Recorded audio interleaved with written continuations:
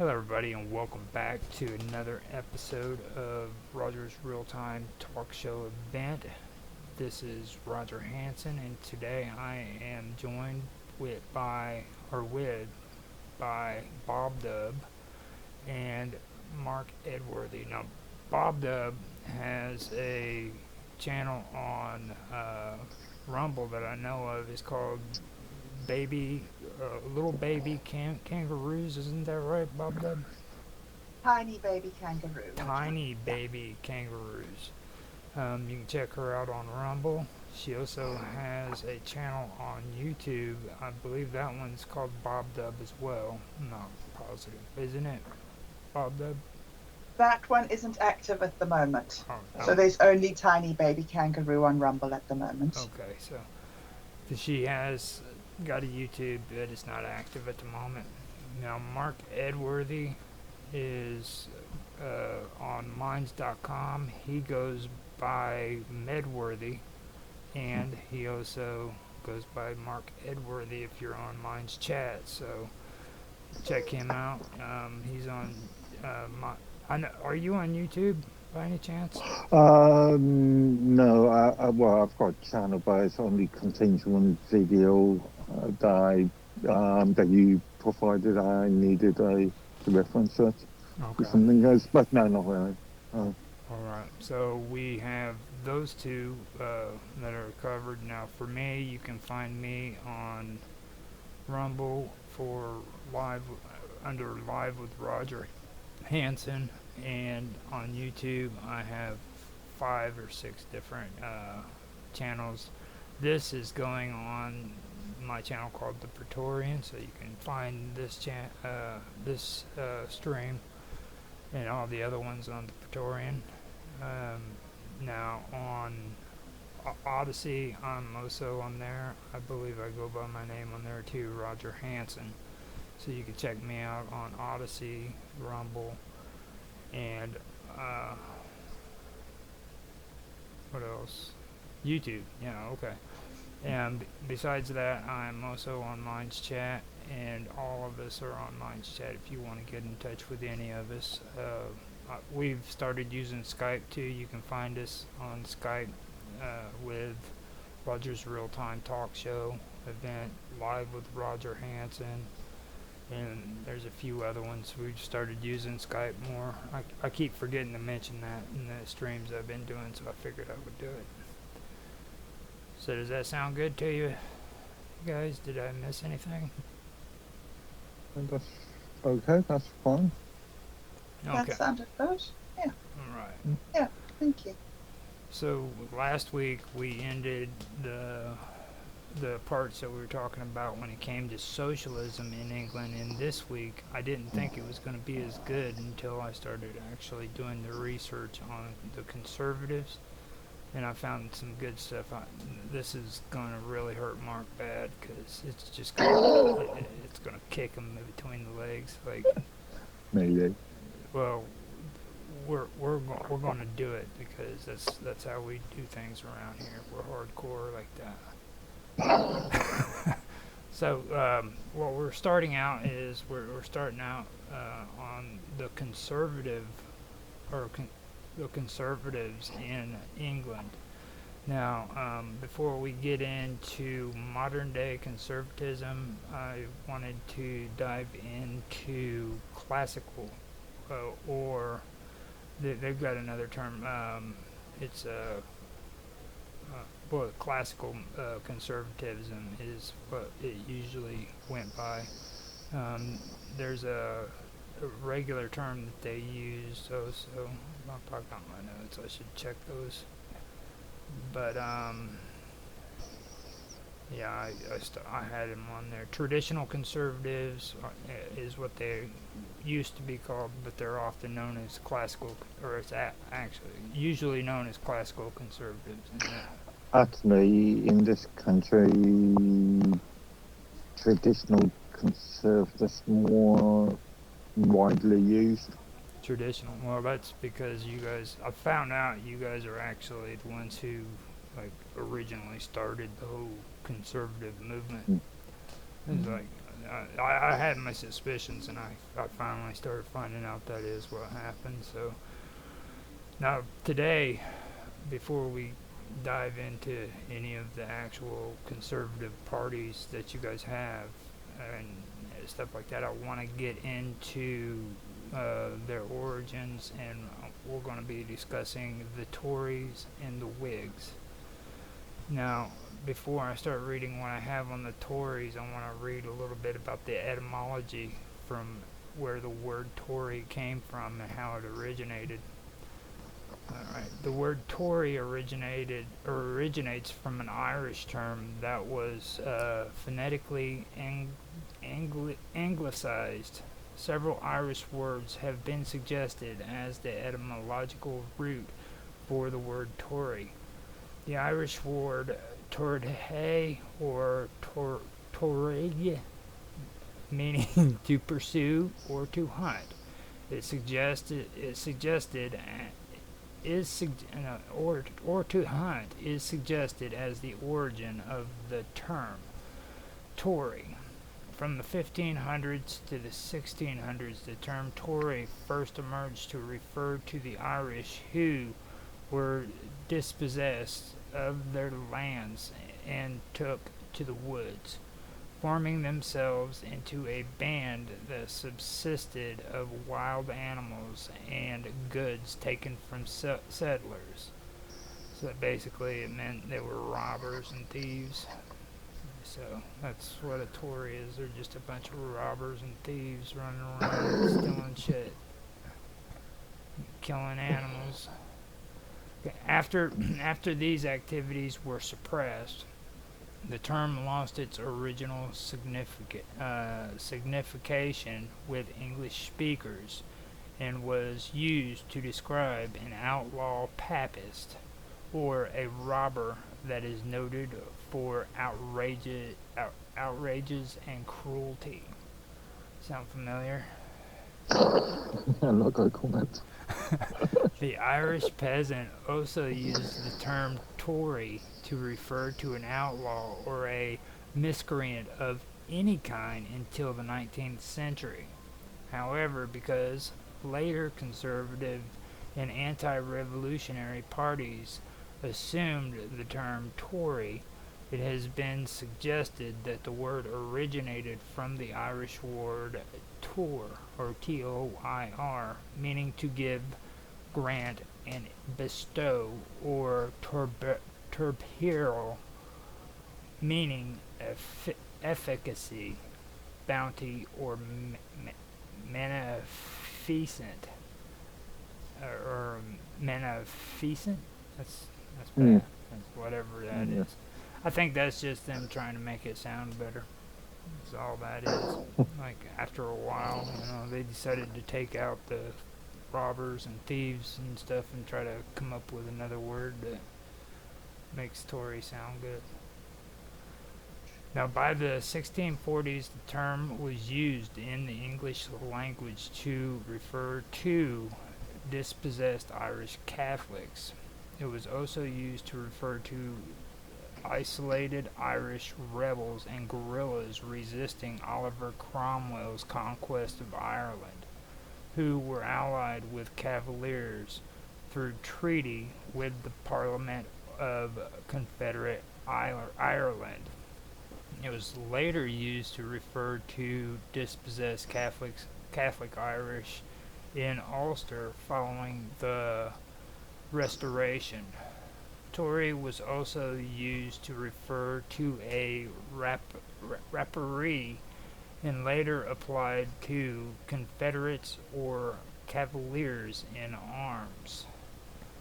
The term Tory, first introduced in England by Titus Oates, who used the term to describe individuals from Ireland sent to assassinate him and his supporters. Oates continued to refer to his opponents as Tories until his death. The word entered English politics during the 1680s, emerging as a pejorative term to describe supporters of James II of England during the exclusion crisis. and his his hereditary right to inherit the throne despite his Catholic religion. After this, the term Tory began to be used as a colloquial term alongside the word Whig to describe the two major political factions or parties in British politics. Initially, both terms were used in a pejorative manner, although both later became acceptable terms to use in literary speech to describe either political party. The suffix ism was quickly added to both Whig and Tory to make Whiggism and Toryism, meaning the principles and methods of each faction. Okay, so the rest talks about the American Revolution, and that's where we actually got the term right and got it all straightened out. So we don't need to discuss that no more. I just wanted to read the part that made you guys look really horrible, and that was it. What do you think about? What do Funny enough, the term Tory is still used as a slang word, is it? even now. Yeah, yeah. Talk about it. That's something that I'd love to hear. That's I actually don't know. Still a common word, common phrase that is still being used. what do they use it as a slang word? Like when they talk and they say Tory, how are they using it? Like, Depends on context. I've seen certain, certain tabloid papers use it in the past. Yeah, I've seen mainstream media use it. And yeah, it's just one of those common things. is it used in a negative way, like a slang that's bad? Again, depends on context. Depends on the actual subject matter. Okay, say it was a subject matter that was negative for Tories. Do they use that quite a bit? Not as often recently. Just thinking if there's any newspaper headline I can bring up. It's interesting. I didn't know they were still doing it that way, because I was always under the impression that you guys liked the Tories. Like they were your heroes and shit. Well, some people. And see, I just found out too that, well, actually, let me go ahead and read out some of the topic that I got here.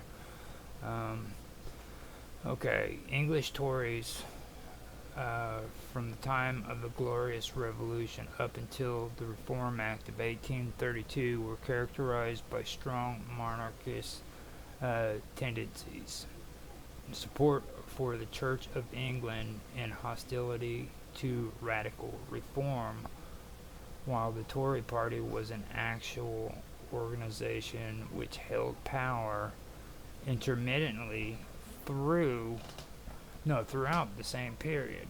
Conservatism began to emerge in the late 18th century.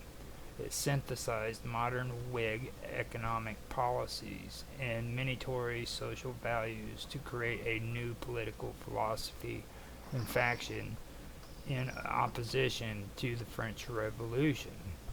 Edward Burke and William Pitt, the younger, led the way in this. Interventionism and strong-armed forces were to prove a hallmark of Toryism under subsequent prime ministers. The word conservative began to be used in place of Tory during the 1830s as Robert Peel's followers began to reinterpret elements of Tory tradition under a banner of support for social reform and free trade. The party was eventually succeeded by the Conservative and Unionist Party, with the term Tory enduring to become an interchangeable phase or phrase with conservatism. Traditionalist conservatism, often known as classical conservatism, is a political and social philosophy that emphasizes the importance of transcendent moral principles manifested through certain positive natural laws to which it is claimed society should adhere. It is one of many different forms of conservatism. Traditional conservatism, as known today, is based on Edmund Burke's political views as well as the views of Joseph de Maistre. Traditionalists value social ties and the preservation of ancestral institutions above what they perceive as excessive individualism. One of the first uses of the phrase conservatism began around 1818 with the monarchist newspaper named Le Conservateur, written by Francois René de Chateaubriand, with the help of Louis de Bonald. Love French words, they're so hard to pronounce. Now, the concept of national culture, custom, convention, and tradition are heavily emphasized in traditionalist conservatism. Theoretical reason is regarded as of secondary importance to practical reason. The state is also viewed as a social endeavor with spiritual and organic characteristics. Traditionalists think that any change spontaneously arises from the community's traditions rather than as a consequence of deliberate, reasoned thought.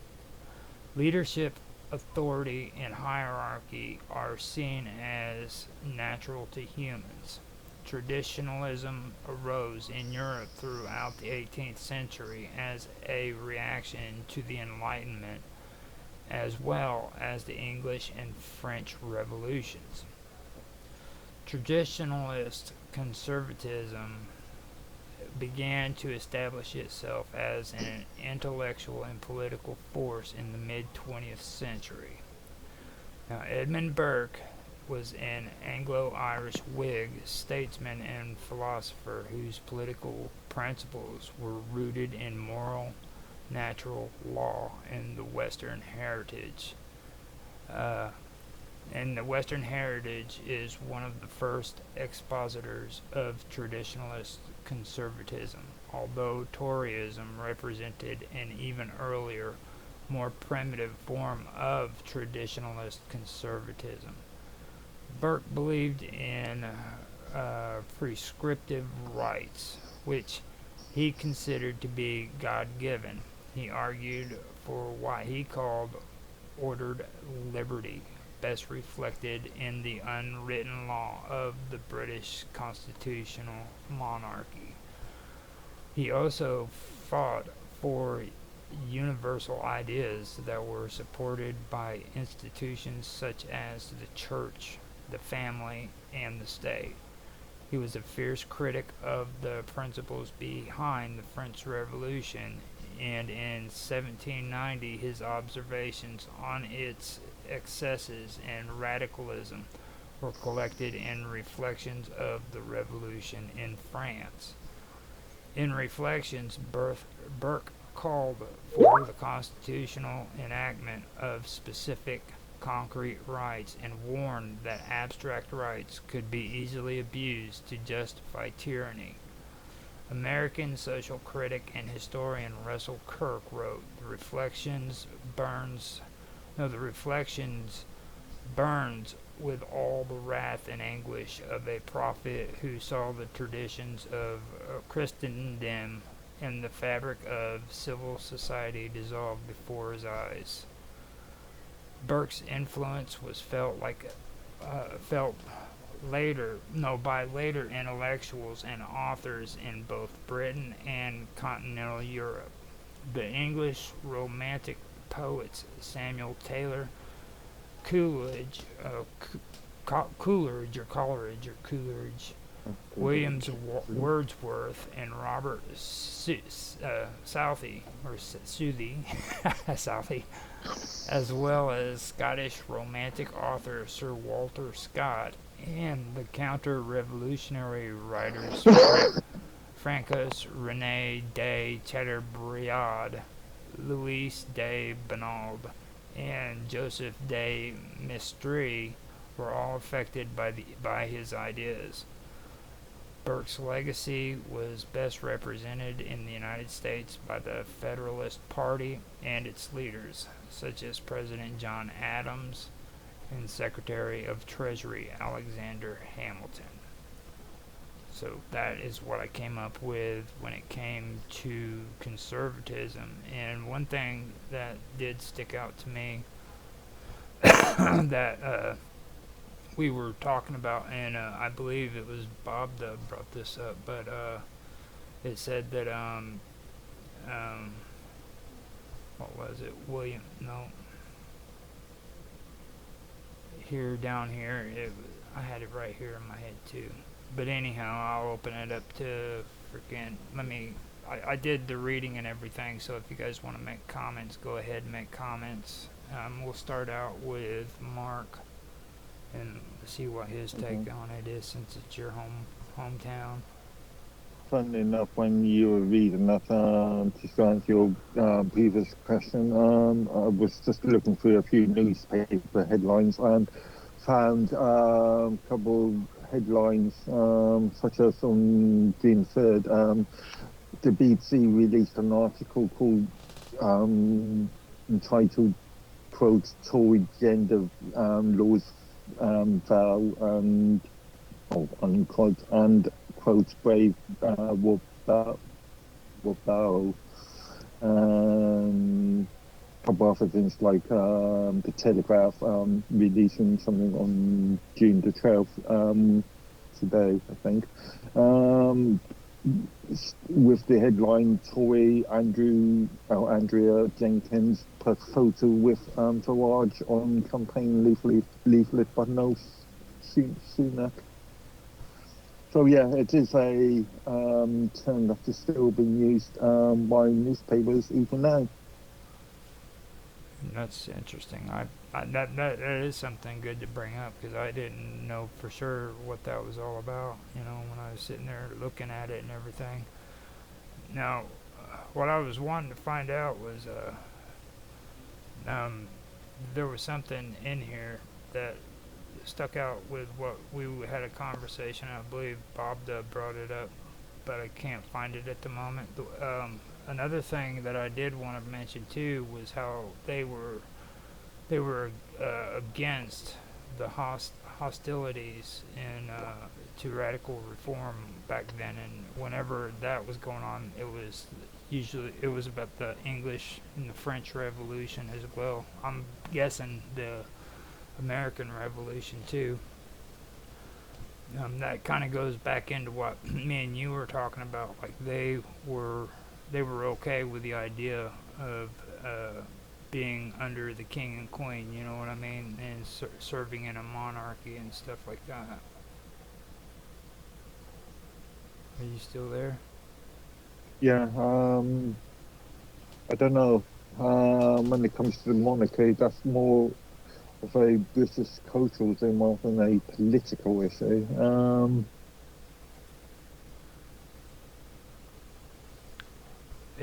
For me, it was really enlightening to find out, because like the Tories eventually, well, I found out that in a lot of the stuff I was reading too, that the Tories and the Whigs actually freaking they had a problem with them, because they were freaking with each other, because the Tories freaking supported King Charles II, or no, they were against it, one of the two. I think I was just reading it, but I believe they were for King Charles taking the throne. Mm, And I cannot. Yeah, I'm not sure about that one. I have to do some research on that specific point. yeah, it's like But it would make sense. It would make sense. that was something that really tripped me out. So you know what I mean? Because like freaking, they were the traditional conservatives were in favor of a monarchy. They had no problems with it. You know what I mean? Mm. Like, and they didn't really agree with the revolutions that were taking place. Like, it's weird to me, even with the French Revolution, people say how great that was, and I was like, no, it wasn't. It was a horrible freaking war, man. They were cutting people's heads off. They cut the royals' heads off, and then they went for the dukes, and then they went for everybody who worked for the dukes and royals, you know, and The just, glorious revolution wasn't so glorious. now that one was in England, wasn't it? Oh yeah, well yeah, same difference. Yeah, Yeah, I heard there was a lot of killing going on there too. So. that's just the general nature of revolutions. Mm-hmm. So, what's your take on it, Bob Dub? I think that it's interesting. I think that I remember at school when we were doing the period of this history, this history period, 1600s and 1700s. I remember them talking a lot about Whigs and Tories back then. But I didn't sort of realize that they corresponded so closely to the Republicans and the Democrats. I mean, I suppose, obviously, over time, these words change, but just seems that there's always these two factions in society, isn't it? That, Yeah. Mm. No, I think what they really relate to when it comes to the Whigs and the Tories would be like the Federalists and the Anti-Federalists. You know what I mean? oh, really? The Mm-hmm. Federalists and the Anti-Federalists. Yeah. Which, don't get me wrong, I think the Whigs and the Tories don't have the same values and stuff as what the Federalists and Anti-Federalists did. That you know what I mean? But well, they had probably did, but it wasn't the same motives. That What do you mean, federalist and anti-federalist? well, Because here in the United States, whenever freaking you, oh, sorry, are you sorry, yeah, in my point of view, putting that in a British context, that'd be those for about the revolution or those for a single union.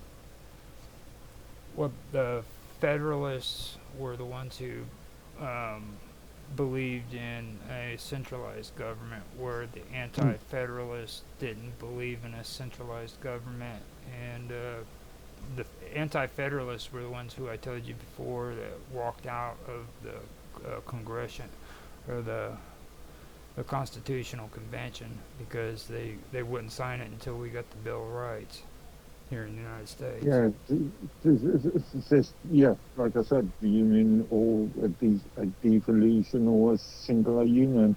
This sort of goes back to Tony Blair's idea of devolution, which has never worked out.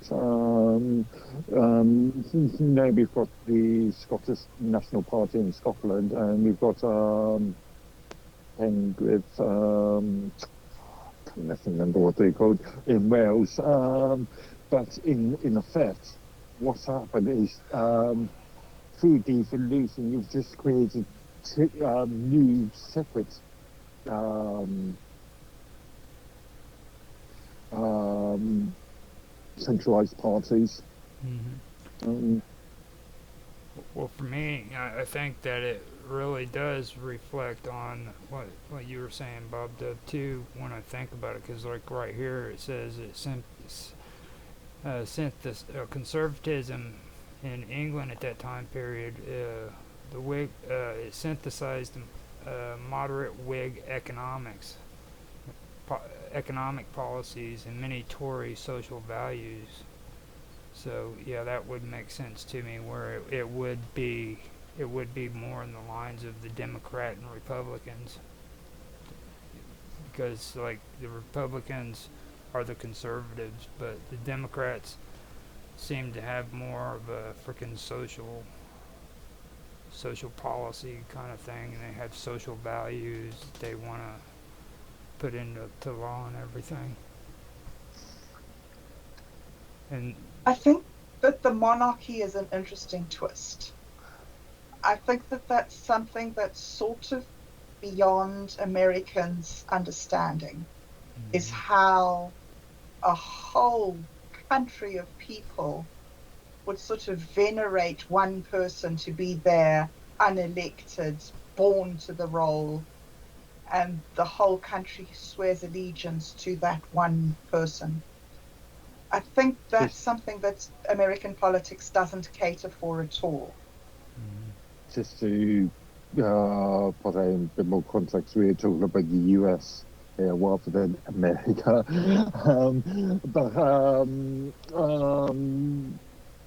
Because I'm just thinking of Canada as well. Canada is still a Commonwealth country and still swears allegiance to the monarch. They love the English. They do. Yes, they're part of the Commonwealth, aren't they? They're part of all of us that didn't fully break away. Well, the Rhodesians did, but now where I am, it's Canada, Australia, New Zealand. I was Sure there's another one? Yeah, I did a load of research on this to clients. I think it was something that Mr. Robot stuck in journalist the other day, and I found out there was something like 53 countries in the Commonwealth. Now, Right. Yes. now, Toryism under became part of interventionism and strong armed forces. That was to become the Tories' strong hallmarks. So these weren't really weren't really good guys. They wanted to frickin' be interventionists. You know what I'm saying? Like, Well, I think that's a really horrible word, I have to say. I don't know that that's an unbiased word. I do think that that was the beginning of colonialism, and that was the beginning of the conquest of the less developed areas of the world. yeah, they wanted to conquer. But to call it find that word interventionism, interesting. that's maybe a modern word looking back on a past society where that thinking didn't exist. Nobody was thinking about intervening in anybody else's life.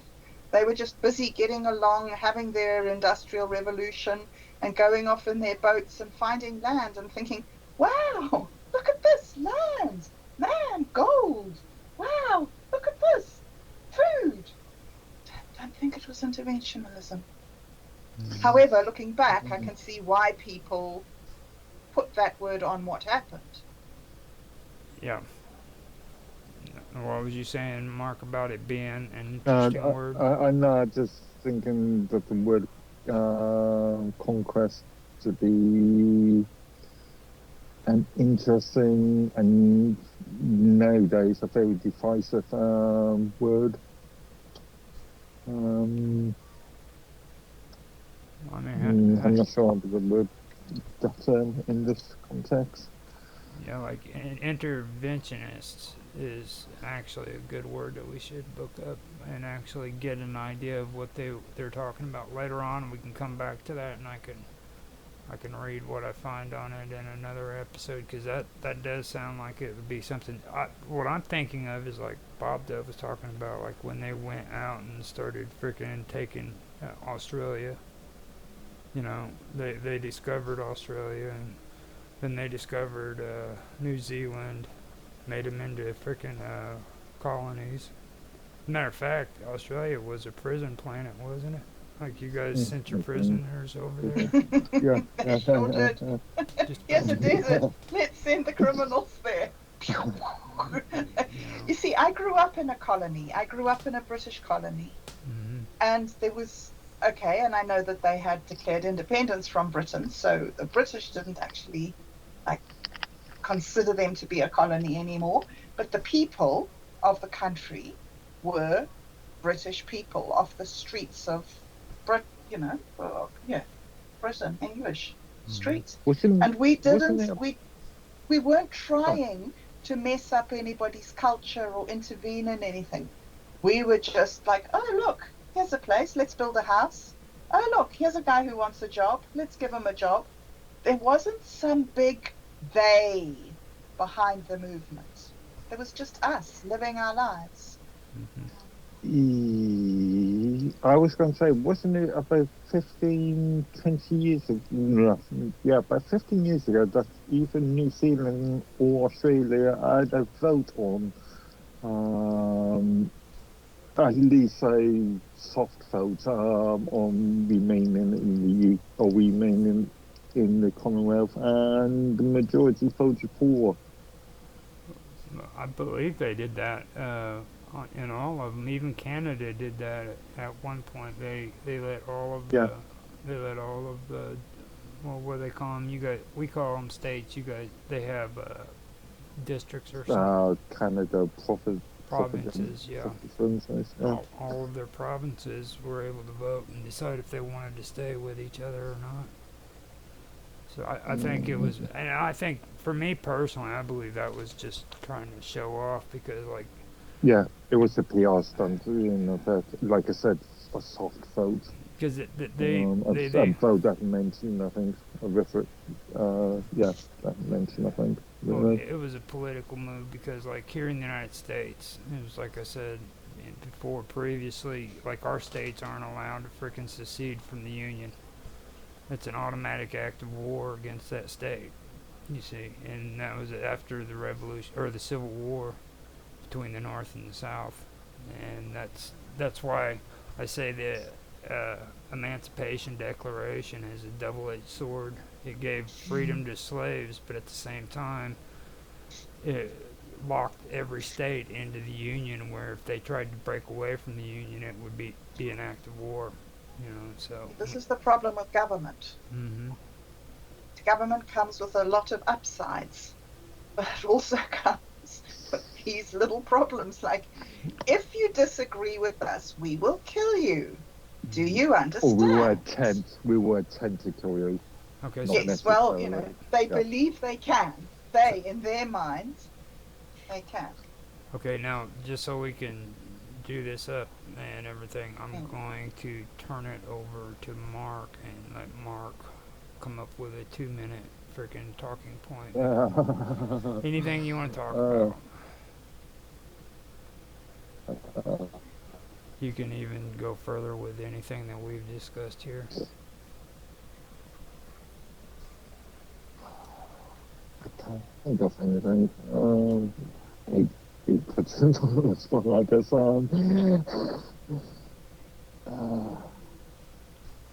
Let's not done. Carry on, and if I come up with anything afterwards, Okay, you want to do it, Bob Dub? Dude, that's so unfair. I don't have anything. Well, I do think that it's very interesting that the Irish named the British Conservative Party. Not just the Irish Catholics named the British Anglicans with a slur, and the slur stuck. And I think that's interesting in New Zealand too, is that white people here, it's very contentious about how to talk about race in this country. And when the white people came here, they were called white ghosts, Pakeha. But Pakeha has been used as this word that means those people that we really hate, that came to our land and screwed everything up. And so there are these sort of generational undertones of resentment towards the white settlers here, or the British settlers here. Although the French settlers are hated even more than the British are, so it's difficult. But I think that it's really interesting for me listening to what you say, Mark, and these things about the Tories and the origination of these terms and the parties, to see how similar what happens in the British Isles and what happens in the New Zealand Isles. These similar sort of developments of political struggling between people who have such different points of view. Like so much of what happens in England, I think, well, shall we say Britain, is typified by the struggle between Catholicism and Anglicanism. I think we're seeing that sort of point of view played out throughout the world, or throughout the Western world, in the last 20, 30 odd years. I mean, the so-called far left and far right arguments. Also, the usage of those named terms, maybe Tory, maybe white ghost, maybe far right or far left. It's a form of, could be argued as being a form of dehumanization, dehumanizing your opponents. And when you get to that sort of stage, well, history has demonstrated the severity of that sort of thing. Well, that's a huge thing that I learned growing up during a civil war, is that I learned about the sanctity of life. My mother wouldn't allow us to take sides. My mother said, all life is sacred. We should not be killing each other. And she went out of her way to send us to schools that had children of all races in them, not just sort of whites only, racially segregated schools. So she taught us that all life was sacred. And by going to this inclusive school, which was run by the church, I learned that in order for us to kill each other, we have to dehumanize each other, because our innate respect for human life is so huge that to trick us into being able to kill each other, we have to say this person is less worthy, this person is less than human, this person, this culture doesn't deserve to be. So as soon as you get that brainwashing going, and that feeling of one person is more worthy than another person, then you get this ability to end that life. Whereas when you grow up with the opposite idea, that all people should be sacred, all people should have the equal right to their religion, opinion, whatever. Yeah. Now, when you were talking about that, that made me come on to this part right here. It's the Conservatives began to be used in place of the Tory during the 1830s as Robert Pill's followers began to reinterpret elements of the Tory tradition under a banner of support for social reform and free trade. So at some point before that, freaking the Tories didn't believe in social reform and free trade. And that's probably where these companies came from that the British had. Like here in the United States, if you wanted to colonize the United States, you had to freaking use their, what was that company called? It was literally a company, and they sent companies out to Australia and New Zealand as well. You know, and they didn't believe in free trade. You dealt and you traded through these companies. Oh yeah, the obvious one, as far as Britain's concerned, would be the West Indies company. Exactly, that's the big one. Now I don't know if the West Indies was the one that sent our our our uh, our pilgrims out here. See, we had No, pilgrims. yeah, I know because as far as I am aware, the West Indies company was mainly Asia Hmm. and the Caribbean. Yeah. You know, well, the Caribbeans is right there, though. I mean, Well, it's there like, was the East Indies Company Yeah, too, you see. yeah. East Indies, yeah, yeah, East Indies, West Indies, yeah. Mm. And then right here where social reforms. Now, I don't, I don't feed into that hogwash because I read freaking, Mark Twain and shit, or not Mark. Wasn't it Mark Twain? Not Mark Twain. What's his name? Little dude. He's like, I want seconds. Oliver Twist. Okay, Oh, Dickens. um, Yeah, Dickens, yeah. Dickens. Charles Dickens. Dickens was real big on that. Like what year was it that he wrote freaking those? Like in the late 1800s. Hmm. Yeah, 19th century. So they were running pretty hard and everything when it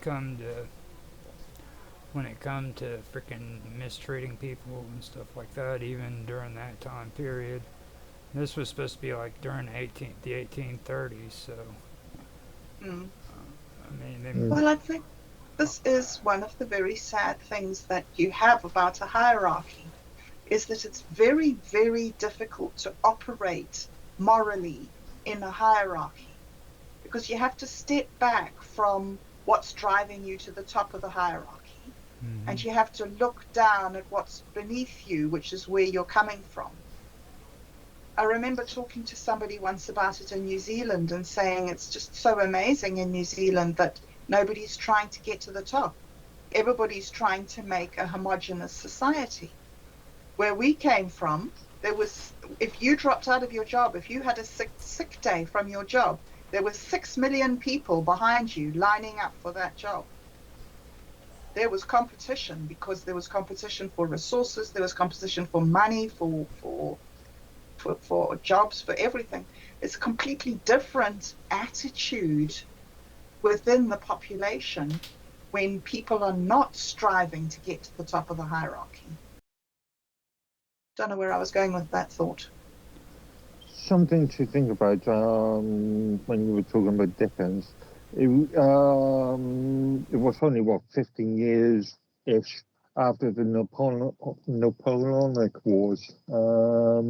And before the Napoleonic Wars, there was a big agricultural industry. Um, Due to inventions on a different viewpoint. After Napoleonic Wars, more, Right. and there was a big cultural shift due to the Industrial Revolution. Really. Yeah. Well, So, right down below, it does make sense that you said that because it said that the party was eventually succeeded by the Conservative and the Unionist Party. So this would probably be like the freaking beginnings of what would eventually become the socialist parties and stuff that we were talking about, and the anarchists and all of that. There would have been the Unionist Party and then the Conservative Party. At least that's the way I'm seeing it as. mm, The term Tory enduring to become an interchangeable phrase with conservative. So, Mm. yeah, as so they were so demonstrated with those newspaper headlines there. Now, how old are those newspaper clips that you have? Like I said, they are within the last couple of days. June the 3rd, June the 12th, so that's what, uh, today, yes, no, yesterday, as far as I'm concerned now. So you're getting invaded by a bunch of freaking progressives. Some, Those progressives Didn't are bad mouthing you and calling I? you Tories is what it is. Granted, one of the articles came from the Guardian, and the other one came, and another one came from the BBC. So progressive there. But the other one came from Telegraph, and isn't Telegraph more right-leaning I don't know. traditionally? Telegraph. No, I know the Guardian is supposed to be somewhat conservative, aren't they? No, it's extremely left. Is It's it? extremely socialist, yeah. I did not know that. I've heard of Guardian them. is extremely left. I thought they were like Mormons and stuff. At least that's what I was under the impression they were Mormon The dark conservatives. You know, posters. my brother lives in London, and I'm sure that he only refers to the Conservative Party as the Tories. Just trying to rack my brains to think if I've ever heard him ever say any formal name, or if he just sort of uses Tory in his normal everyday language just to refer to the Conservatives, Could be. conservative thought. Well, I was Still a thrown. common word. I was thrown off when freaking Mark told me that their conservative party is actually called the Conservative Party. Yeah, it's amazing how English use the English language. Yeah, Indeed. that blew me out of the water. I'm like, hold on, it's That was our word, dude. We came up with it. Conservative. We thought we were ahead of the pack. yeah. I think and you can hear it in in the previous episode we had on it. I actually stopped him in the middle of this conversation. I was like, hold on, dude, you're moving too fast. Let me get this straight. You know what I mean? I was like, are you telling me you have a conservative party called the Conservatives Party? You had to tell me again.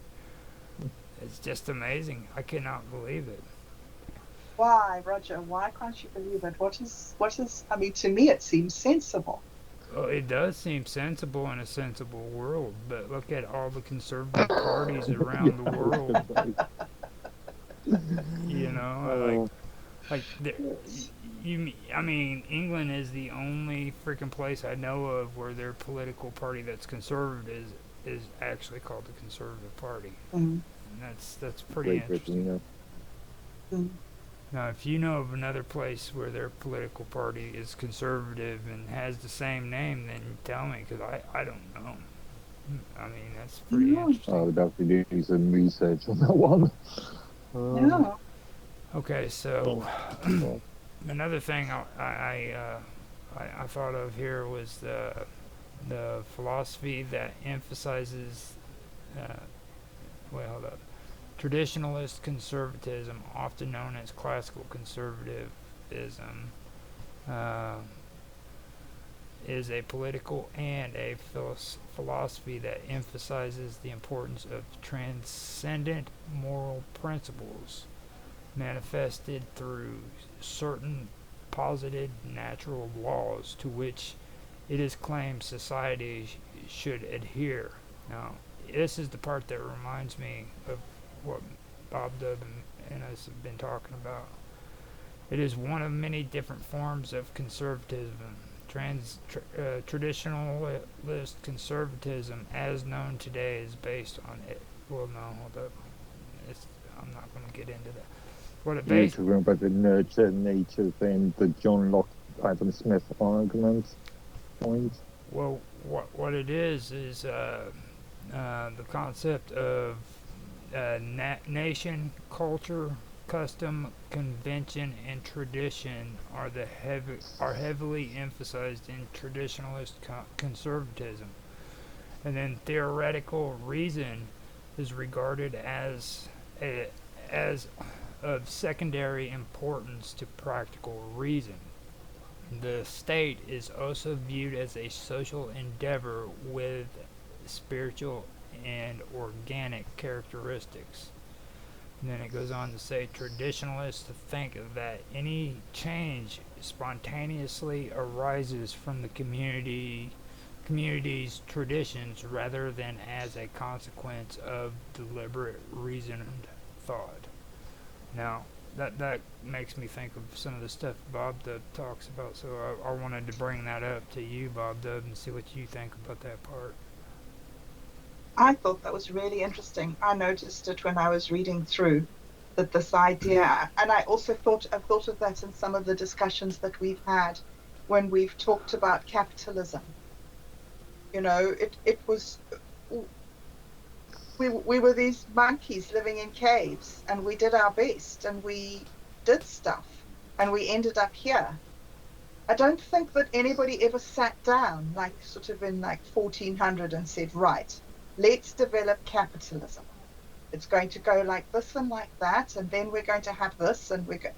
So yeah, I do tend to believe that what we have now is just the next level of human experimentation of how we're going to do this.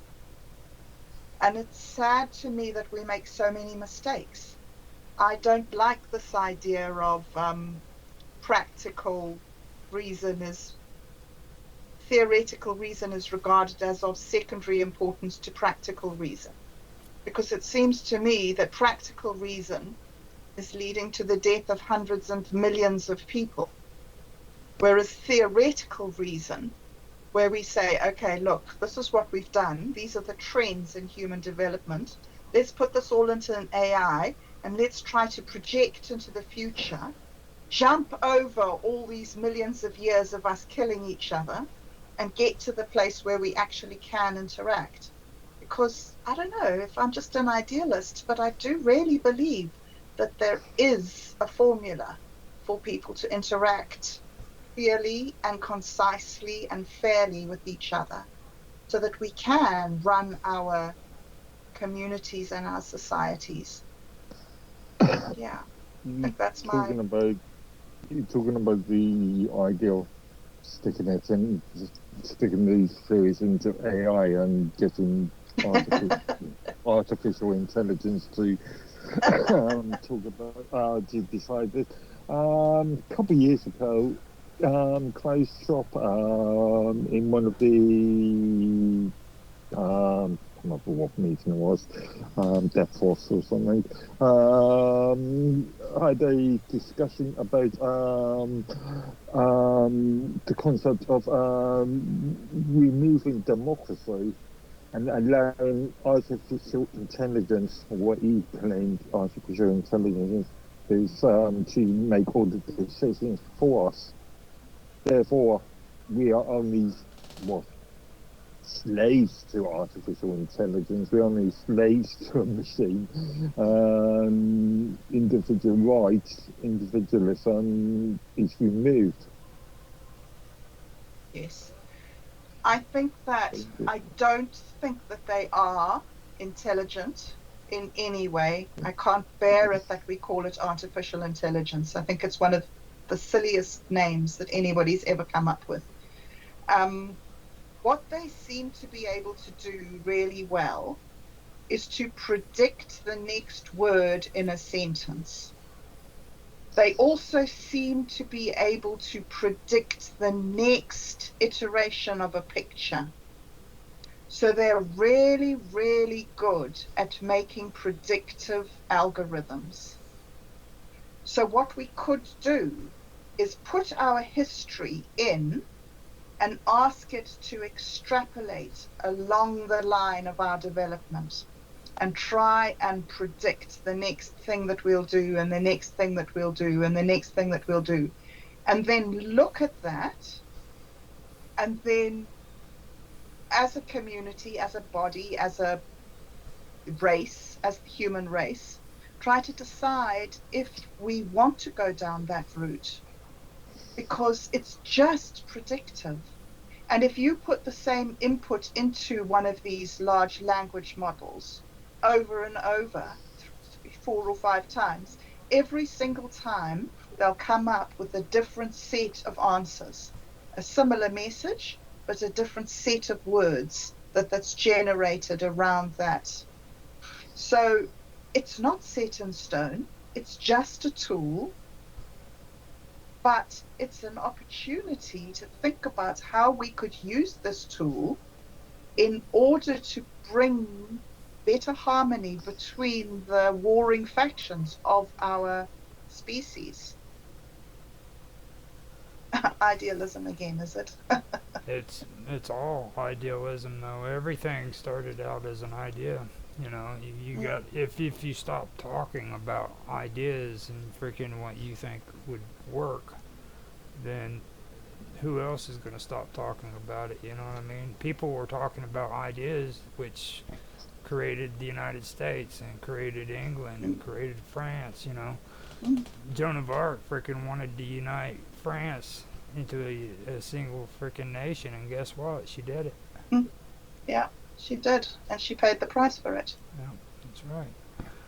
Now, the one thing that I had an issue here with was these conservatives. They believed that they thought that leadership, authority, and hierarchy are seen as natural to humans. Now, right there, it's not that I disagree with that statement. It's just that look at some of the leaders that freaking are produced naturally because of hierarchy, because of natural or produced naturally. You know what I mean? Like it goes back to what you guys were just talking about freaking having, you sit down and say, look, this is what happened, let's try to make it better. Well, look at what happens if it happens naturally. All of a sudden you get like what we were talking about with Otto last week or the week before about warlords in countries that are freaking starving freaking the poor people and hopping the kids up on drugs so that they'll carry a gun around for them and kill for them. Yes. That's the natural process of hierarchy if you go that route, in my opinion. You know what I mean? Where people who shouldn't have power end up getting power. Yes. And it also takes me back to and I've heard you guys mention this stuff too about kings and how they originally started out. I've tried to do a lot of research into English history, and the truth is there really isn't much left when it comes to text about how frickin' the history of Britain was, because back then a lot of that was lost, and when I hear that, what I'm hearing is a cleaned up version of how kingship actually started, Oh yes. Oh yes. I think a lot of it is just left. I don't think that there are many great stories left about it. There are a few. A lot of it, I think, is just left in our language, in our heritage, in our sort of cultural tradition, in our way of talking about ourselves. Mm-hmm. That belief that we are destined to be the best that we can, and we are destined to rise to the top. See, you're talking about the English right there. That's Yes. all they are. They got to be number one. I mean, yes. Look at Mark. That's why God sent us here to earth. Look at Mark, be number dude. one. I see. He looks like a Chippendales dancer. Roger. According to Tan, he does. Tan said he looks like a businessman. Tan said he'd pay freaking good money to watch him strip. Oh, you boys, you are so terrible. But yeah, I mean, on a serious note though, I mean, that's the English to a T, you know what I mean? It's like they had to be the best at everything. Even even their Secret Service, everybody watches 007 and think that it's real, but it's not. I mean, what is it, MK5? MI5. MI5, yeah, MI5. MI5, I believe, isn't that what they're up to now? MI6. Yeah, I can never remember which one's the international one, which one's the national. Now they got 6 of them. Yeah. You know what I mean? It's like freaking they got one on top of the other. I mean, heck, we've got the CIA and that's it. Or we got NCIS too, but in the SIS. And you've got the FBI. Well, they're all here in the United States. The FBI is the United States. Now we do have the Secret Service in the NCIS. Yeah, but that's just a common name for everything, isn't it? Well, they do all the stuff. MI5 is the domestic counterintelligence, and MI6 is our international counterintelligence. Okay. This one here says that the CIA is equivalent to the MI6, and the FBI is equivalent to MI5. Yeah. My goodness. And the national security, oh no, I can't go there. My text cuts off. I'm just on headlines. That would probably be Homeland Security now. Yeah. Brought around by George Bush Jr. During just at the same time as the Twin Towers incident. Yep. Mm. No, you got to behave. We can't be going into no conspiracy theories right now. We can talk about that later on. That's factual, isn't it? I know. That's been well documented. I know it is. Troublemaker. Freaking, but yeah, he was. As a matter of fact, he was in a classroom reading storybooks to children when he first got the message of it. They have video of it on the news. It was weird. A few times. It was weird. Now, the thing. Do you guys know anything when it comes to this guy though? What was his Peel? Rings a bell, but not off the top of my head. Because he was, him and his followers apparently were the ones who actually changed the Tories into where they were into free trade and I guess social issues, as they referred to it as. But I'm still, that's still up to debate for me on that one, because like I remember, like you guys had debtor's prison all the way up until the early 1900s, didn't you? Yeah, I'm not sure when the last debtors. You know, like you guys, I don't see there being much for social issues being taken care of, you know.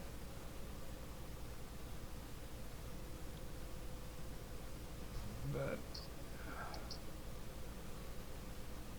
the this was changed in 1869 for the Debtors Act. yeah, so I guess so. That would actually make sense. That's probably what they ended. Whenever, because these guys were supposed to have started becoming the Conservative Party right around 1825, isn't that what it said? Right around in that time period. So that might have been when they started freaking getting rid of debtor's prison. And I wonder about the orphanages. What year did you say? I believe they said it was 1825. Okay. Yeah. Right around 1825, whenever they were, 18. On the first uses of the phrase conservative began around 1818 with a monarchist. That was the freaking just phrase coming up was 1818, and then scrolling up and down on this chat to try to find it. It was right around. Yeah, go ahead. Actually, when the UK Parliament started, interesting as to tidbits on this one. Debtors Relief Act. Parliament passed Act every 2 years for the relief of imprisoned debtors. In the late 18th century, for instance, acts were passed in 1778, 1781, 1794, 95, and 97. There was reforms going on from 16th century all the way up. Now, Yeah. I found the date 1869. too. It was the 1830s when conservative began to be used in place of the Tories. It was in the Mhm. 1830s. So you say Mm. people are having a hard time hearing you. Try moving closer to your mic. Can you hear me? What, me or you? Me, You. probably me. Uh, Oh, Yeah, I hear you guys quite clearly. That's interesting. yeah. I hear both of you perfectly fine. It's just Hmm. Skype's trying to tell me otherwise. So Okay. Hmm. now, Oh, Skype. Oh, I thought that was maybe Okay. feedback off Yeah. Yeah. Rumble or something. Oh, okay. I that's those are some of the things that I did want to talk about, like in natural laws. Now we discussed natural law last season, me and you, Mark. Now, Mm. do you think that that's probably where a lot of these natural laws that people practice today are coming from? Like I said before, it goes all the way back to the nurture nature argument, um, the Enlightenment argument. Yeah.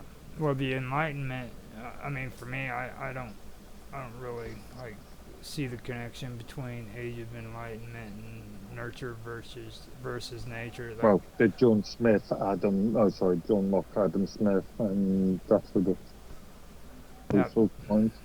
I see a certain point of liberalism, the classical liberalism, like me and you said, we needed to do a topic on when it comes to John Locke. You know what I mean? Because like Mm. he was actually probably him and what was it, Adam Smith, John Racuse. and You know, the French being, and there's a few other names as well. they were all involved in that, and I mean that's where the whole traditional or classical liberalism came from, in my opinion. Yeah, this goes back further. You could argue that this is related to the Lutheran movement and the um, changing of the Bible from Latin to English, and Henry VIII and Protestant reforms. Mm-hmm. Now, the statutes too is another thing. Like whenever we were going through and talking about statutes, like a lot of these statutes go all the way back to Anglo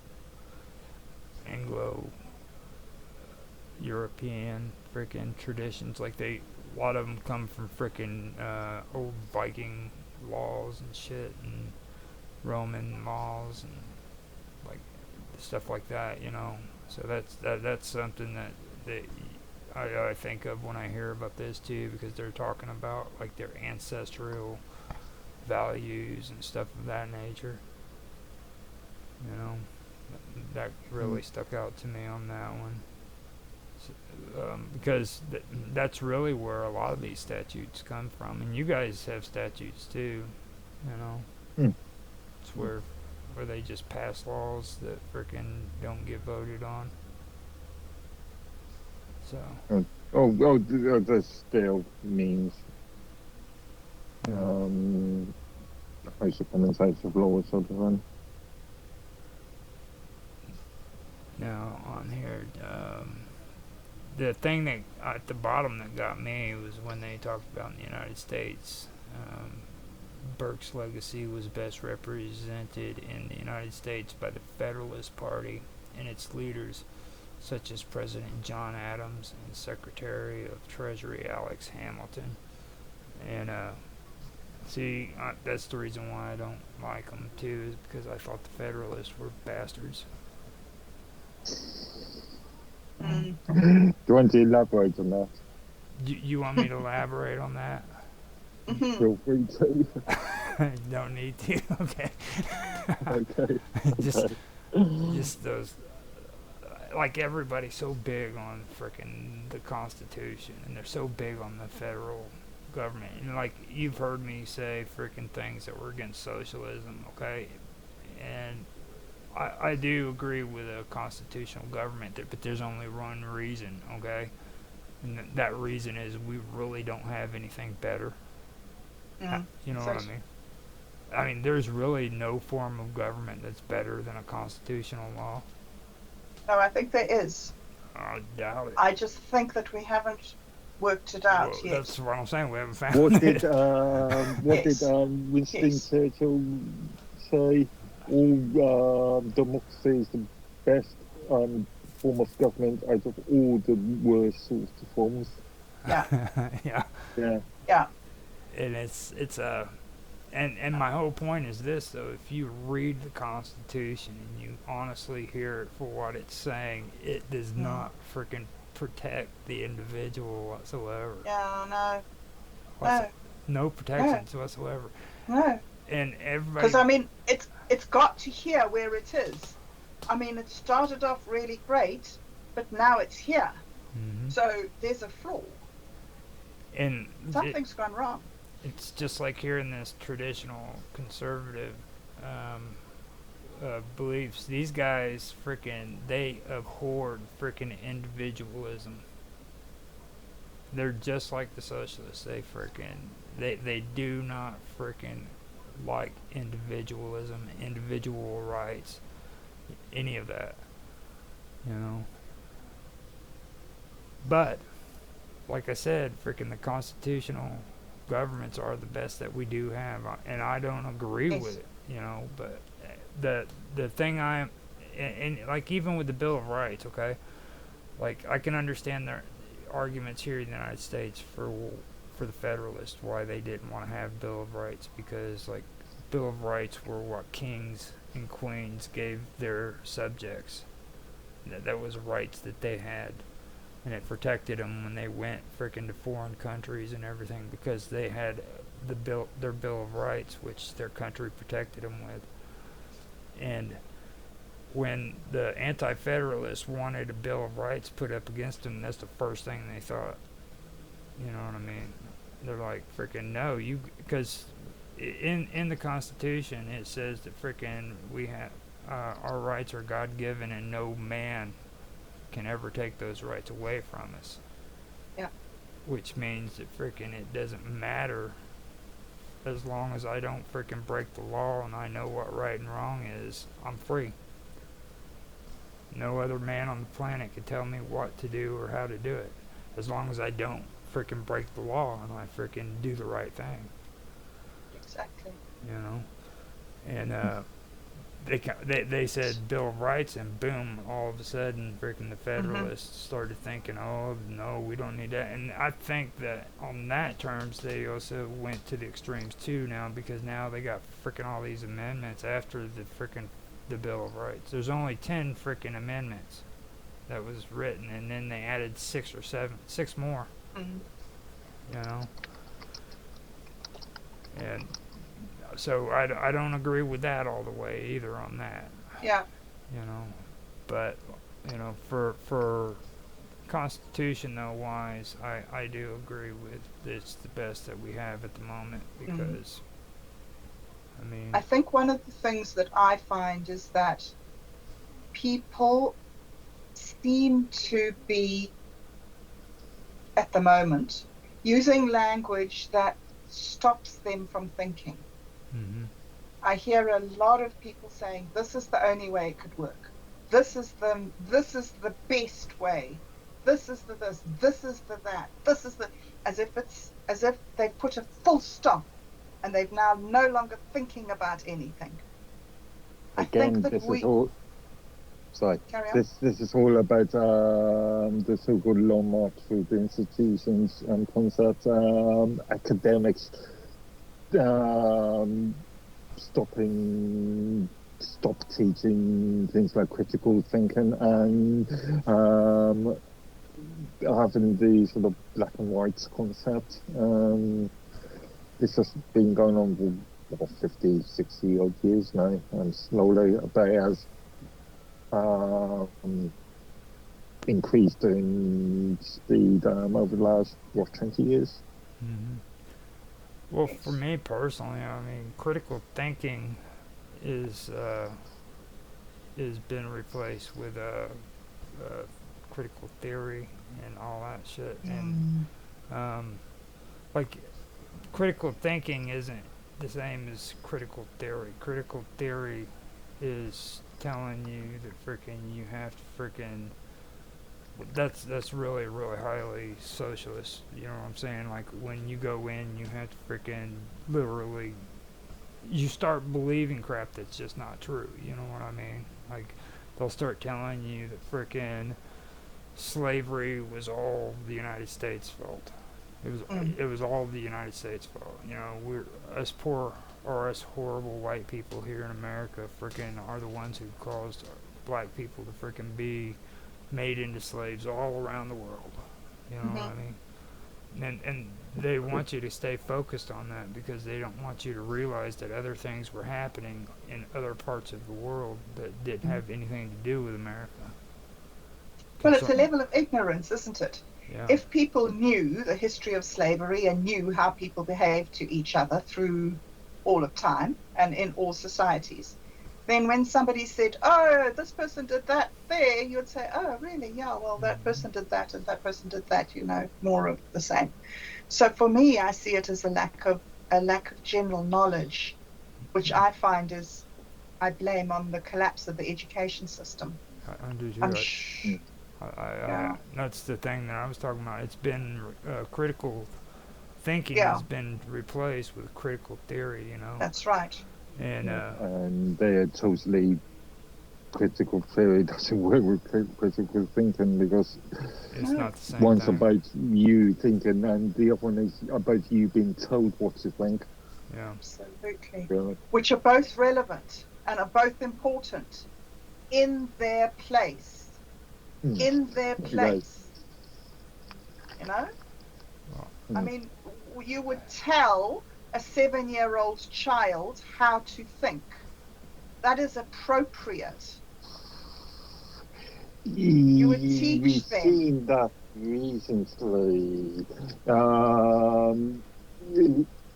Look at the sort of sexualization. Oh yeah, okay, that's horrendous. I mean, I'm saying you tell them how to think properly. Like, properly. I'm not saying let's bring in very bad word depending on who you ask. Yes. Okay, so let me try and express it differently. Well, you know, it is more appropriate to tell your children how to think, and then once you've given them how to think, then open them up to the amount of subjects about which they could think. But then once you get to what they could think about, you hope that they've reached a level of critical thinking where they can analyze this data that you're now setting before them. But you wouldn't do that to a young child. You wouldn't overwhelm them with data and things that they couldn't deal with. Right. Yeah, still trying to develop the words for that. I take your point there, Mark. No. Yeah, I can see what you mean. For me, I still like the ass whooping concept. I mean, everybody freaking seems to think that's just horrible, but freaking, you know what? They start acting up. You whoop their ass, dude. Freaking, don't worry about if the state's gonna come in and get you for child abuse. You know what I mean? That kid starts acting up and running his mouth or his or her mouth. You freaking pick up a belt and you whoop their ass.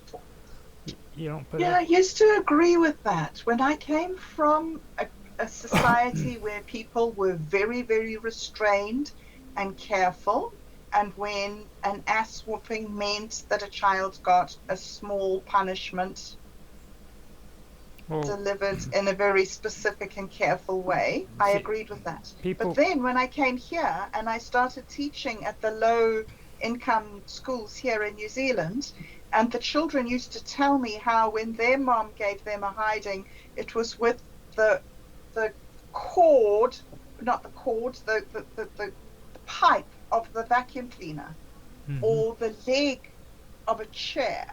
I Shit, mean, dude. that's not ass whooping. That's not okay. And for my classes to be laughing at me for being shocked at that, ha ha ha, miss, what's wrong with you? That's our culture. I'm like, no, I'm sorry. I'm just not going to go there. I just don't agree with that. There's ass whooping and there's ass whooping. You know, I mean, and I think that's the thing. A lot of people mix up freaking abuse with getting an ass Mm, whooping. You know what I mean? It's yes. like freaking all of a sudden we just gotta clump it up just because freaking, oh, we gotta stop that now. You know what? Mm, mm, Ever since they stopped freaking disciplining children in schools, the gun shootings have been going up. that's right. Every freaking issue that's Yep. resulted in school shootings here in the United States started after freaking kids stopped being disciplined. And you take a look at these kids, you'll hear about these shootings, and it was because they had mental illnesses, okay? I'll give them that much, but Yes. I guarantee you the first person or one of the first people those kids freaking shot was the same person that freaking bullied them every day that they went to school. Indeed. Okay. Okay, there's a couple of issues here, and I'm going to be a bit controversial here. Mental illness is not necessarily what is deemed to be a mental illness in some cases, or the other issue is the US concept of just hiding kids with drugs made up through food. So, you know, as an example, cereals. There are a lot of chemicals in cereals that in the US that are technically banned in or are banned in Europe because of issues like ADHD and other issues and more severe issues. The other argument here is the issue of just being reliant on schools, on their education, on the states to discipline discipline and educate the child, not considering that the parents, the guardians,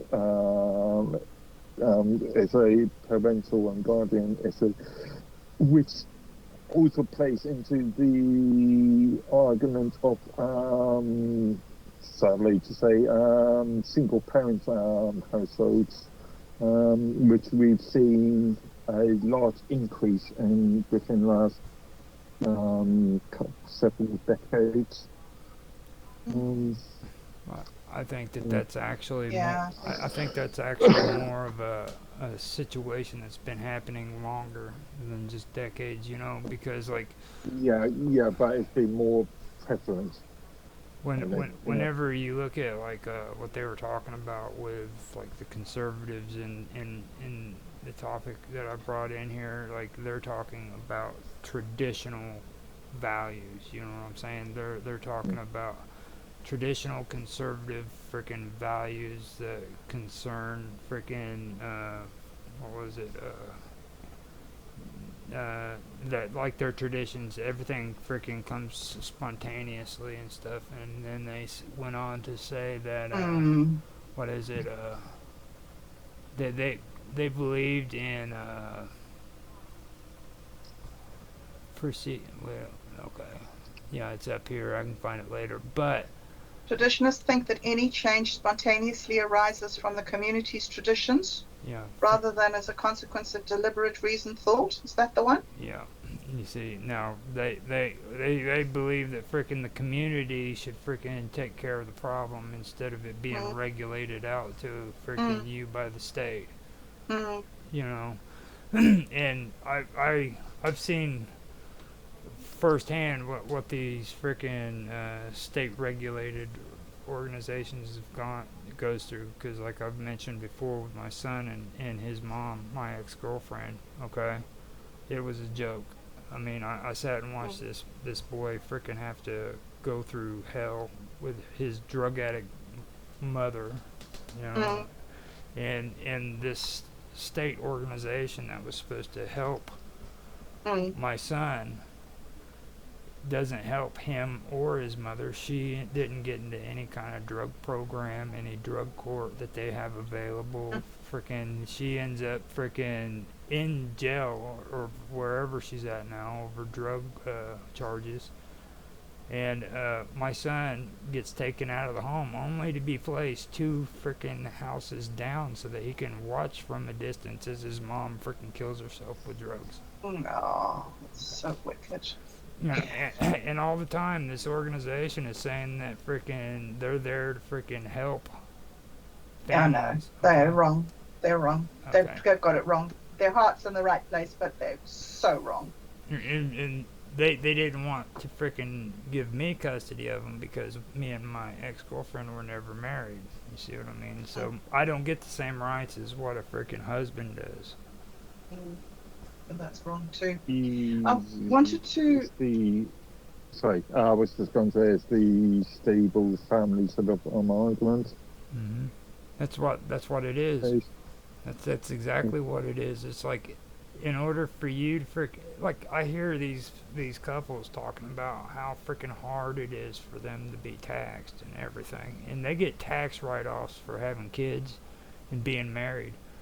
But look at what a freaking single person freaking who has kids and has never been married freaking has to go through. They get taxed more, and they still have to take care of their kids.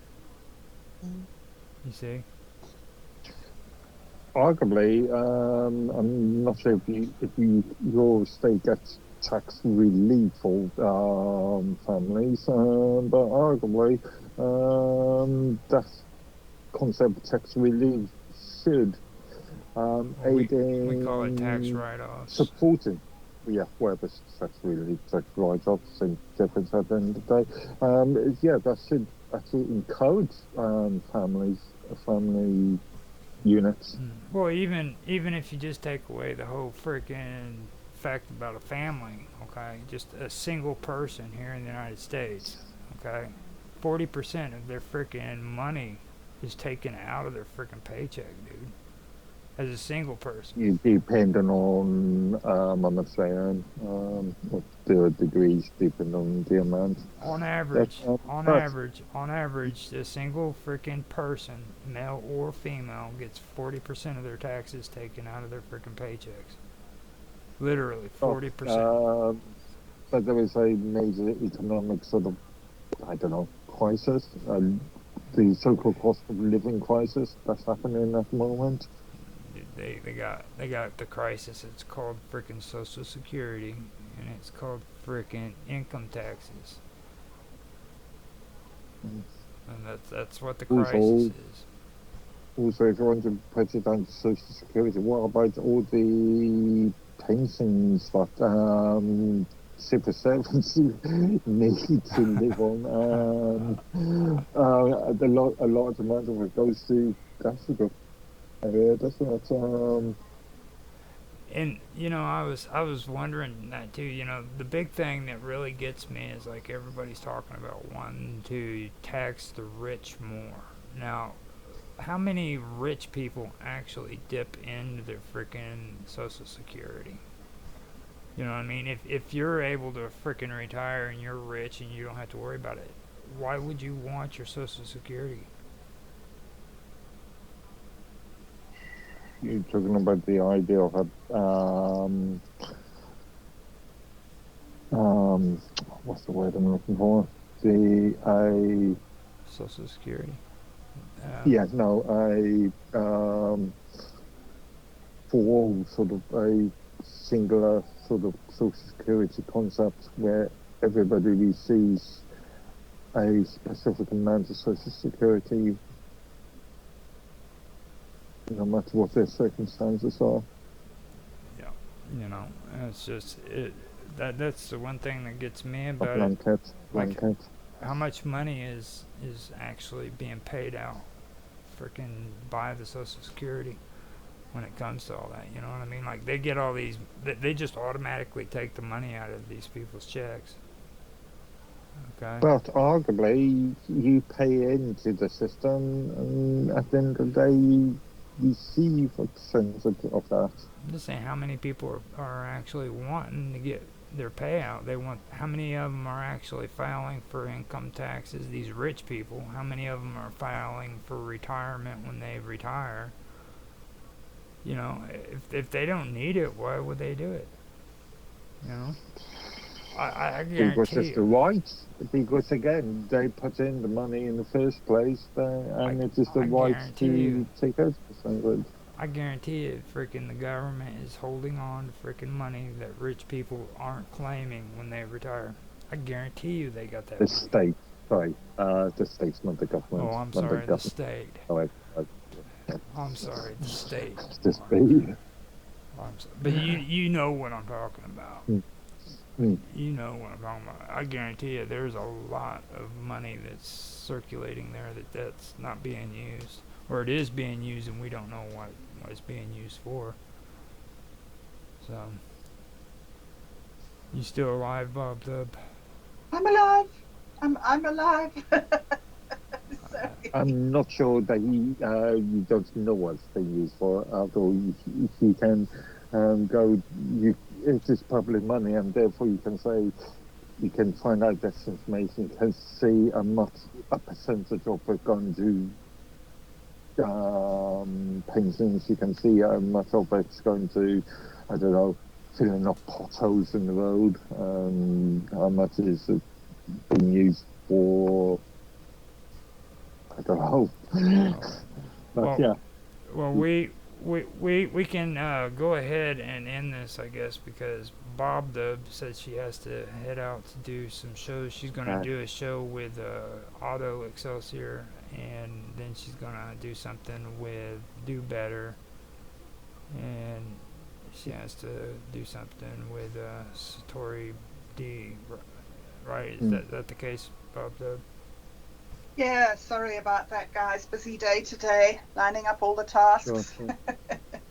But it has been a great talk. So interesting. So good to get into some of this stuff. And yeah, and it goes so far. I mean, and it's so interesting how I was just thinking earlier when you were talking about mental illness, Mark, and you were saying, like, what is deemed to be mental illness. It's so great to have these conversations, because this is where you sort of knock those things off, the edges, those rough edges off.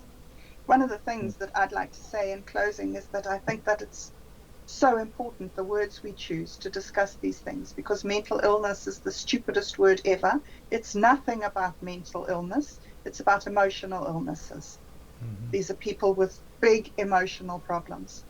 And I was one of those women, Roger, who's like your girlfriend. I didn't go to jail and do hard drugs and stuff, but I listened to the advice of the social system, and it gave unbelievably bad advice. Mm-hmm. And so I do think that there is this amazing opportunity that we have to get together and do all these different sorts of explorations and stuff. So I just wanted to thank you very, very much for allowing me to have this opportunity of being here with you guys and being involved in these conversations and trying to find some way that we can go forward responsibly. It's a real great honor to be here with you. So thank you. So now, before you take off, I'm going to do like we said at the beginning. I'm going to let you give your what do they call that? Where you right. You tell everybody where they can get in touch with you and stuff. The detailed stuff. Okay. Well, I'm on minds.com. I have a channel there where I post stuff that I do. I post my chat show that I do with Otto, which is called Bobbing Along. I post that on Rumble, and that's sort of a look at the world through Buddhist eyes. I've also been involved with Rush of Waves a little bit, doing a react show to content. How do we react to content on the internet? And I'm quite involved with Satori D, who has got an amazing project where he is working with generative AI to build a sort of interactive website that every time somebody goes to a page on the website, a different answer is generated by the AI. So this ongoing novelty and generation and progression of thought. So those are the projects that I'm involved in. As I say, if anybody does want to talk to me, I'll be on minds.com. So Okay. yeah, thank you very much. That's me, Roger. All right. Now, Mark, do you want to tell everybody a little bit about yourself? Yeah, I, I generally just use minds.com for any social media interactions. So minds.com slash Medworthy. My channel is mainly about technology news and principles of computing and all interesting sort of technology related sort of stuff. And you're also a big help. Awesome. So if anybody needs help out there and Yeah, they need to contact somebody, talk to the Medworthy. He can help you out when it yeah. comes to.